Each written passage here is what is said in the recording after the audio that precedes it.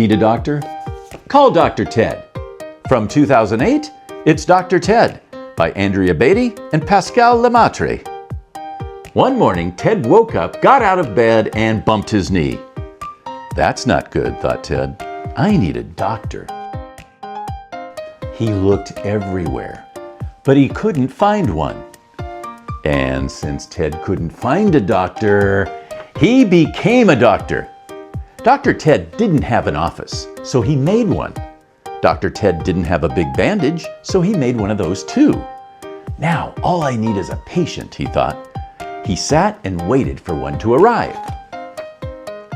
He waited, and waited, and he waited. Nice waiting room, thought Dr. Ted.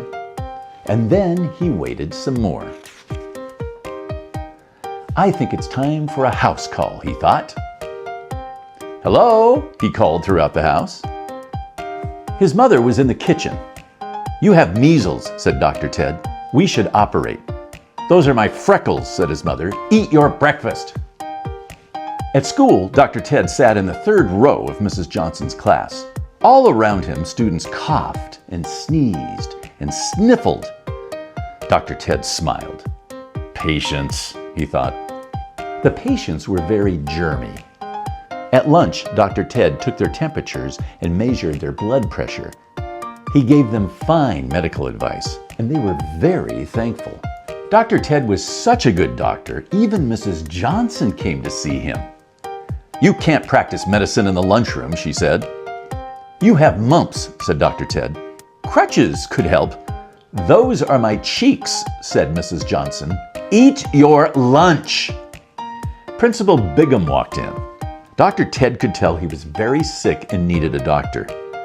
We already have a school doctor who visits on Fridays, Principal Bigham said with a smile. You have gingivitis, said Dr. Ted. You need a full body cast. Principal Bigham frowned. You also have bad breath, said Dr. Ted. You need a shot. The principal's face turned bright red. And a fever, said Dr. Ted. You need a transplant. We already have a school doctor. Principal Bigham pointed toward the door.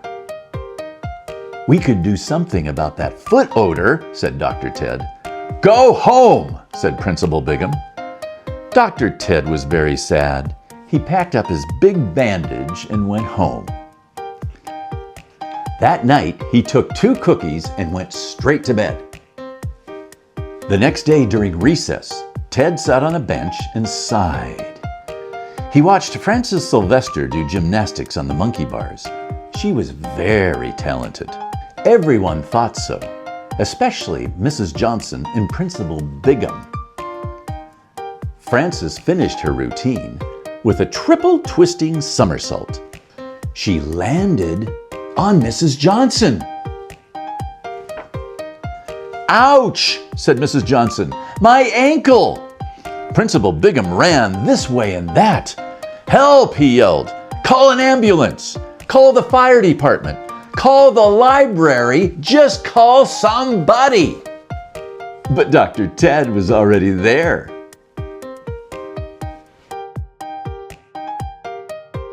He wrapped Mrs. Johnson's ankle with his big bandage. He checked her vision and her tonsils. Take 2 cookies, he said. You'll feel better in the morning. Just then the ambulance arrived, and the fire department, and the librarians. It's a good thing you had Dr. Ted, they said. There's always room for another school doctor, said Mrs. Johnson. My work here is done, said Dr. Ted. Keep the bandage. You really should do something about that fever, said Dr. Ted. That night, Dr. Ted closed his office, packed away his stethoscope, and went to sleep, knowing he had done a good job. The next morning, Ted woke up, got out of bed, sniffed the air, and it smelled like burnt toast. That's not good, thought Ted. I need a fire truck.